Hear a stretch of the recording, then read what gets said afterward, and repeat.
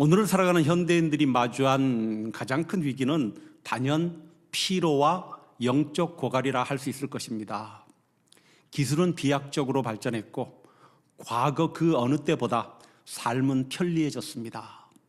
손가락 하나만 움직이면 원하는 음식이 집 앞으로 배달되고 세계 반대편에 있는 사람과 실시간으로 얼굴을 보며 대화하는 시대입니다. 그러나 현대인들의 심령은 그 어느 때보다 가뭄을 만난 논바닥처럼 갈라져 있습니다. 번아웃 증후군이라는 말이 일상이 되었고 많은 이들이 주말이 되어 쉼을 청해보지만 다음날 아침이면 여전히 씻기지 않은 피로감과 채워지지 않는 허무함을 안고 눈을 뜹니다. 몸은 쉬고 있을지 몰라도 영혼은 여전히 격렬한 전쟁터 한복판에 남겨져 있기 때문입니다. 우리는 왜 이토록 쉼에 목말라 하며 쉬어도 쉰 것 같지 않은 삶을 살아가는 것일까요? 그것은 우리가 생각하는 휴식과 하나님께서 우리를 위해 디자인하신 참된 안식 사이의 본질적인 차이 때문입니다. 세상이 말하는 휴식은 그저 다음에 일하기 위해 에너지를 충전하는 일시적인 정지에 불과합니다. 그러나 성경이 말씀하는 참된 안식은 단지 아무것도 하지 않는 게으름이 아니라 창조주 하나님과의 관계 속에서 누리는 영혼의 충만함과 생명의 회복인 것입니다. 이 시간 우리가 함께 읽은 본문은 하나님께서 우주 만물을 완성하시고 인간에게 선물로 주신 첫 번째 안식과 첫 번째 삶의 터전인 에덴 동산을 조명하고 있습니다. 창세기 1장이 하나님께서 무에서 유를 창조하신 웅장한 우주적 사건을 거시적 시점으로 보여주었다면 이제 그 2장은 그 창조의 하이라이트인 인간을 중심으로 하나님께서 어떻게 안식을 제정하시고 생명의 환경을 조성하셨는가를 아주 미시적이고 따뜻한 시선으로 보여주십니다. 창세기 2장에서 하나님이 제정하신 에덴의 안식은 인류의 범죄로 잃어버렸지만 예수 그리스도의 십자가와 부활을 통해 완전히 성취되고 우리에게 주어졌습니다. 오늘 본문을 통해 하나님께서 왜 일곱째 날을 거룩하게 하시고 복 주셨는지, 그리고 흙으로 지음받은 무기력한 인간이 어떻게 하나님의 생기를 힘입어 참된 생명력으로 살아갈 수 있는지를 깊이 조명해 보고자 합니다.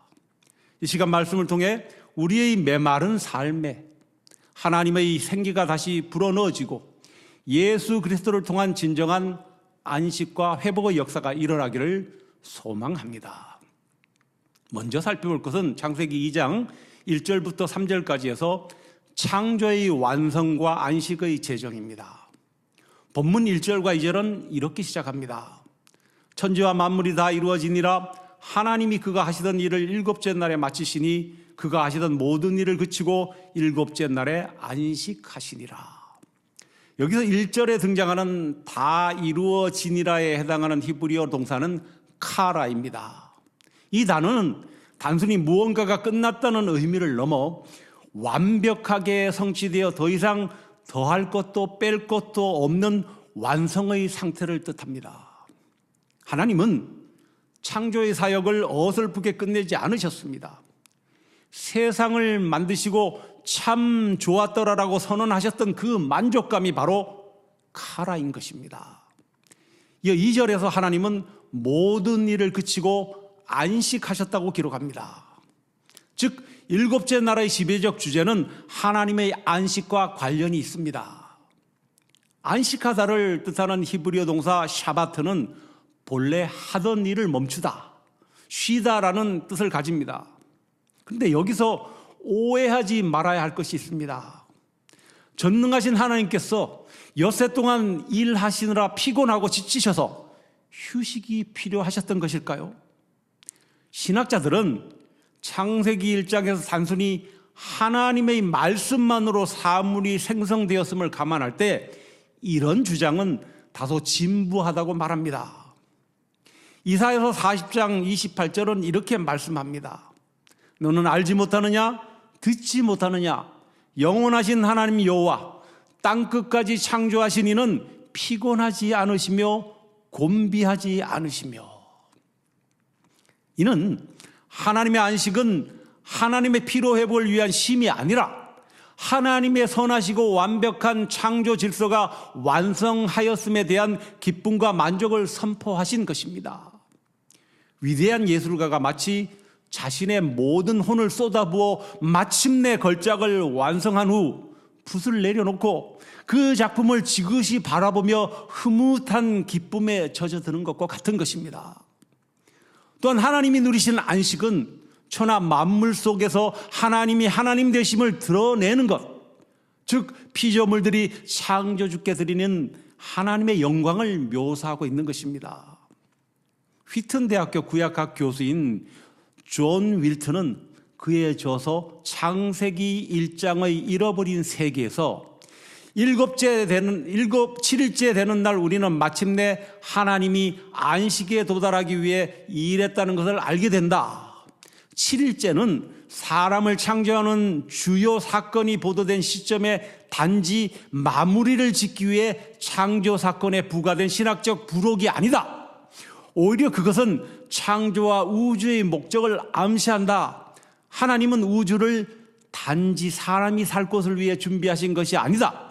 그는 자신이 세운 질서와 균형 속에서 안식을 찾을 수 있는 자신의 궁전으로 우주를 세운 것이다 라고 주장합니다. 이것은 인간을 포함한 모든 피조물들이 창조주 되신 하나님께 존귀와 영광을 드리며 경축하는 축하가 바로 하나님의 안식임을 말하고 있는 것입니다. 하나님께서는 이 7째 날을 매우 특별하게 구분하셨습니다. 3절을 보십시오. 창세기 2장 3절입니다. 하나님이 그 7째 날을 복되게 하사 거룩하게 하셨으니 이는 하나님이 그 창조하시며 만드시던 모든 일을 마치시고 그날에 안식하셨음이니라. 성경 전체를 통틀어 하나님께서 공간이나 물건이 아닌 7째 날이라는 시간을 거룩하게 하신 것은 여기가 최초입니다.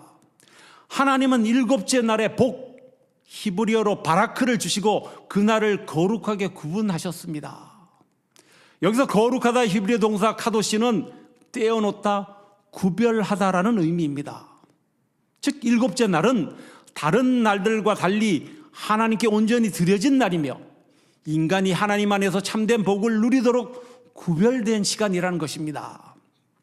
그런데 여기에는 아주 중요한 구속사적 진리가 숨어 있습니다. 창세기 1장의 엿새 동안의 창조 기사를 보면 매 날마다 공통적으로 반복되는 문장이 있었습니다. 저녁이 되며 아침이 되니 이는 첫째 날이니라. 또 둘째 날이니라. 그렇게 해서 6째 날이니라 까지가 있습니다. 그러나 이상하게도 7째 날을 다루는 2장 1절에서 3절에는 저녁이 되며 아침이 되니라는 구절이 의도적으로 생략되었습니다. 왜일까요? 왜 7째 날에는 저녁과 아침의 경계가 없을까요? 이는 하나님의 안식은 24시간이라는 시간의 틀에 갇히는 안식이 아니라 영원히 지속되어야 할 완벽한 상태였기 때문입니다. 이것은 우리 인간이 하나님의 안식 안에서 영원토록 주님과 교제하며 기쁨을 누리도록 창조되었음을 말하는 것입니다. 그러나 아담과 하와의 범죄로 인해서 이 완벽한 안식은 깨어지고 말았습니다. 죄가 들어오므로 인간은 땀을 흘려야 겨우 먹고 살 수 있는 노역의 삶, 불안의 공포, 죽음의 그늘 아래 놓이게 되었습니다. 그러나 골로새서 2장은 구약의 안식일이 앞으로 오실 실체, 즉 진짜 안식을 주시는 예수 그리스도의 그림자, 즉 모형이라고 말합니다. 골로새서 2장 16절에 17절입니다. 먹고 마시는 것과 절기나 초하루나 안식일을 이유로 누구든지 너희를 비판하지 못하게 하라. 이것들은 장래일의 그림자이지만 몸, 즉 여기서 몸은 실체죠. 몸은 그리스도의 것이니라. 이처럼 깨어진 안식을 회복하기 위해 신약 시대에 오신 분이 바로 예수님이시죠. 예수님께서 십자가에서 마지막 호흡을 거두실 때 무엇이라고 선언하셨습니까? 요한복음 19장 30절에서 다 이루었다. 이 선언은 창세기 2장 1절의 카라, 즉 다 이루어지니라의 신약적 성취입니다. 죄로 인해 파괴된 창조의 질서를 예수 그리스도의 십자가 보혈로 완성하시고 회복하신 것입니다. 그리고 주님은 수고하고 무거운 짐진 우리를 초청하십니다. 마태복음 11장 28절입니다. 수고하고 무거운 짐진 자들아 다 내게로 오라. 내가 너희를 쉬게 하리라. 우리가 구약의 안식일을 넘어 주일에 함께 모여 예배하는 이유가 바로 여기 있습니다. 주일은 단순히 하던 일을 쉬는 날이 아니라 십자가에서 예수 그리스도께서 성취하신 참된 안식을 기뻐하며 하나님이 주신 생기를 재충전하는 복된 시간으로 삼아야 하기 때문입니다. 두 번째로 살펴볼 것은 창세기 2장 4절에서 7절까지 해서 인간의 본질과 하나님의 생기입니다. 이어지는 4절부터 7절까지는 하나님께서 인간을 어떻게 지으셨는가를 구체적으로 조명하고 있습니다. 7절 말씀을 보겠습니다. 여호와 하나님이 땅의 흙으로 사람을 지으시고 생기를 그 코에 불어넣으시니 사람이 생명이 되니라. 이 한 절의 말씀 속에는 인간의 정체성과 본질이 너무나 명확하게 담겨 있습니다. 먼저 하나님은 사람을 땅의 흙으로 지으셨습니다. 여기서 흙으로 번역된 히브리어 명사는 아파르입니다. 이는 비옥한 토양이 아니라 티끌, 보잘것없는 흙먼지를 의미합니다. 그리고 사람을 뜻하는 히브리어는 아담이며 땅을 뜻하는 히브리어는 아다마입니다. 인간, 즉 아담의 근원은 흙먼지 아다마에 불과합니다. 우리가 아무리 잘나고 돈이 많고 세상에서 높은 지위를 얻었다 할지라도 하나님이 보시기에 우리의 육체적 본질은 그저 바람 한번 불면 날아가 버릴 티끌, 아파르에 불과한 것입니다. 하나님 인간의 교만을 꺾으시며 이렇게 말합니다. 창세기 3장 19절입니다. 너는 흙이니 흙으로 돌아갈 것이니라. 그런데 이 티끌에 불과한 존재인 우리가 어떻게 생명체가 되었습니까? 바로 생기를 그 코에 불어넣으시니라고 기록합니다. 여기서 생기는 히브리어로 니시마트 하임입니다. 이 단어는 호흡, 영혼을 뜻하는 네샤마와 생명을 뜻하는 하임의 합성어입니다. 즉 하나님 자신의 생명의 호흡을 인간의 코에 직접 불어넣으신 것입니다. 하나님께서 다른 동물들을 창조하실 때는 그저 말씀으로 생물은 그 종류대로 내라고 하셨습니다. 그러나 하나님은 흙을 정성스레 반죽하여 사람을 지으신 뒤에 그 코에 당신의 숨을 깊이 넣어주셨습니다. 얼굴과 얼굴을 맞대고 숨결을 나누신 이 장면이야말로 하나님과 인간 사이의 완벽한 친밀감을 보여주는 것이죠. 하나님의 숨결이 불어넣어지자 인간은 비로소 생명, 즉 영적인 생명체가 되었습니다. 그런데 이 모습은 구약의 에스겔서 37장의 환상을 떠올리게 하는 것이죠. 에스겔 골짜기에 바짝 마른 뼈들이 가득했습니다. 소망이 전혀 없고 완전한 죽음 상태에 놓인 뼈들이었습니다. 그때 하나님께서 에스겔에게 대언하게 하셨습니다. 에스겔서 37장 9절입니다. 생기야 사방에서부터 와서 이 죽임을 당한 자에게 불어서 살아나게 하라. 마른 뼈에 루하의 생기, 즉 영이 들어가자 뼈들이 일어서서 여호와의 군대가 되었습니다. 성도 여러분, 오늘 우리의 모습은 어떻습니까? 흙, 히브리어로 아파르에 불과한 존재인 우리가 하나님의 생기, 즉 영을 잃어버리면 그 삶은 바로 먼지처럼 덧없는 인쇄구로 전락하고 만다는 것입니다. 아무리 화려한 옷을 입고 대저택에 살아도 그 속에 하나님의 영이 없으면 영적 시체나 다름이 없다는 것입니다. 아울러 흙 먼지 티끌로 만들어진 인간의 육체는 수명이 다하면 원래의 재질로 돌아가지만 하나님께서 주신 호흡인 생기, 곧 영은 영원함을 말씀합니다.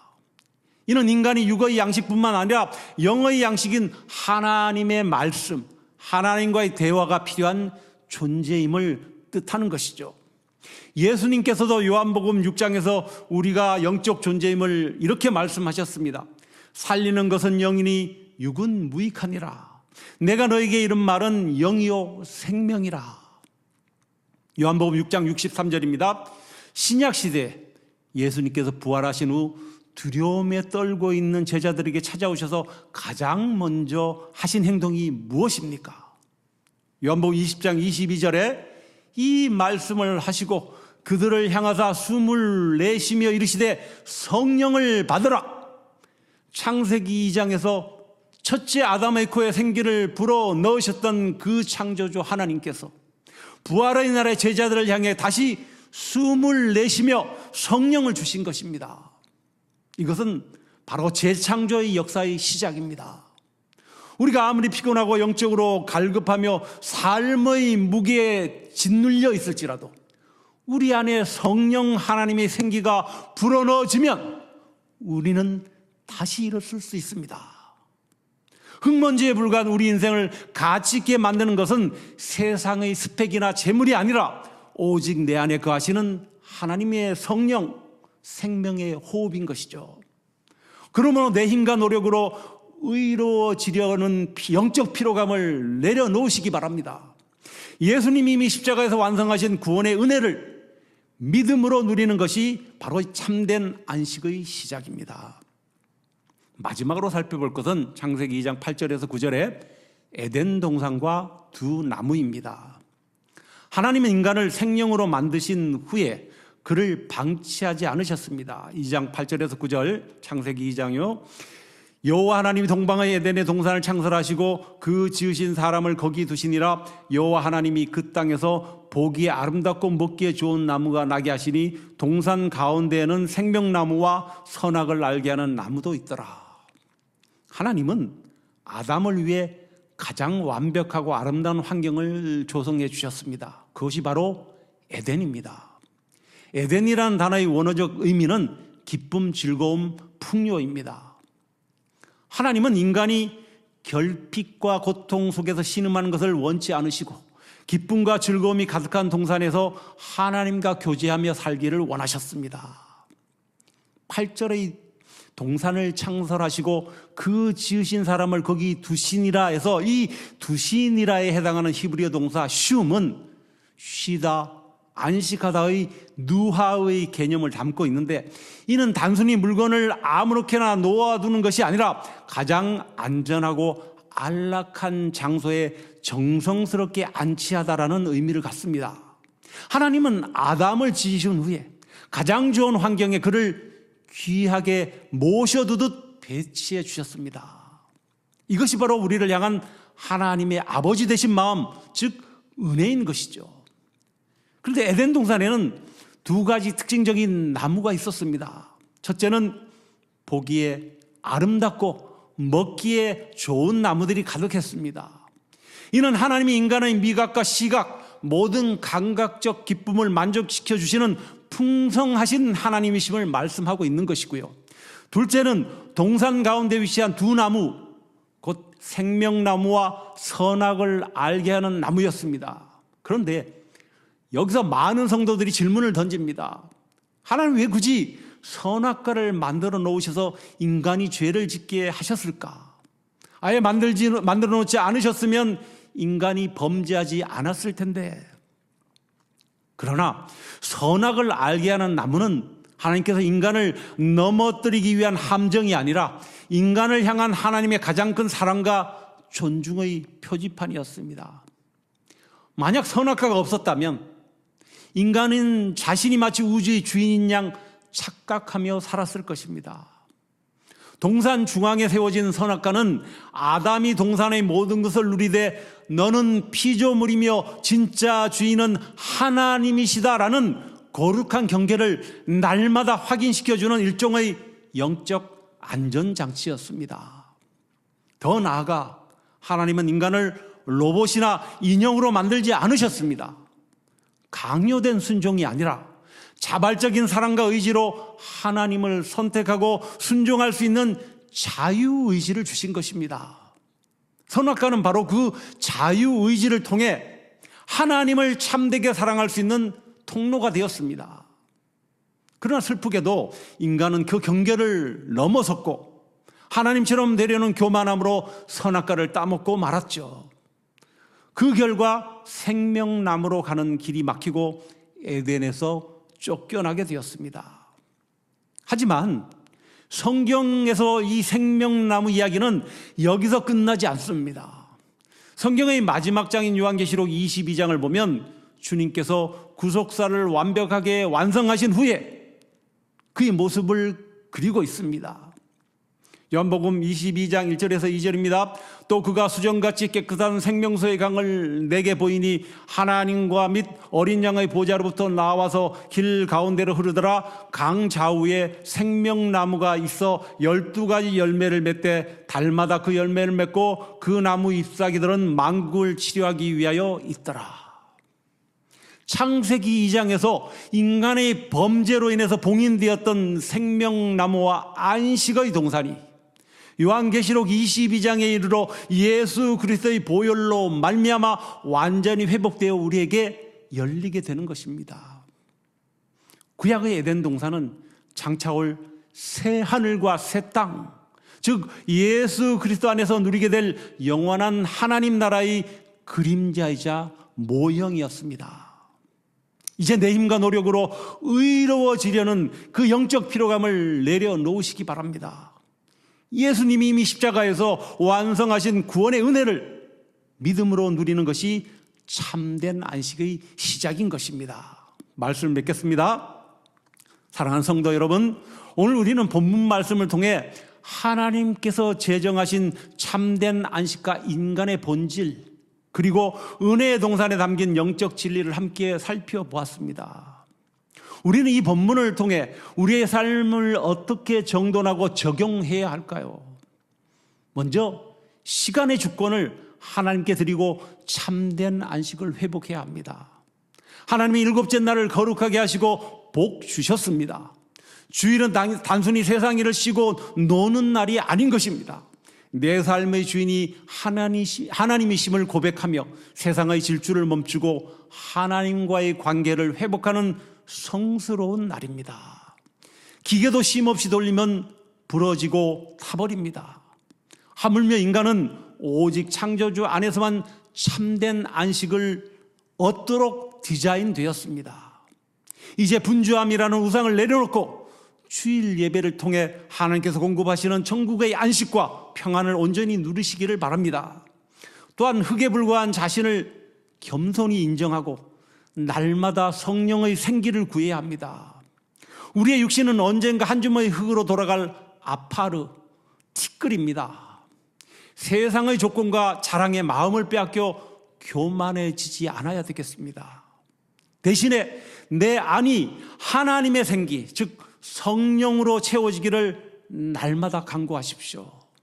하나님, 오늘도 내 마른 뼈와 같은 심령에 생기를 불어넣어 주시옵소서.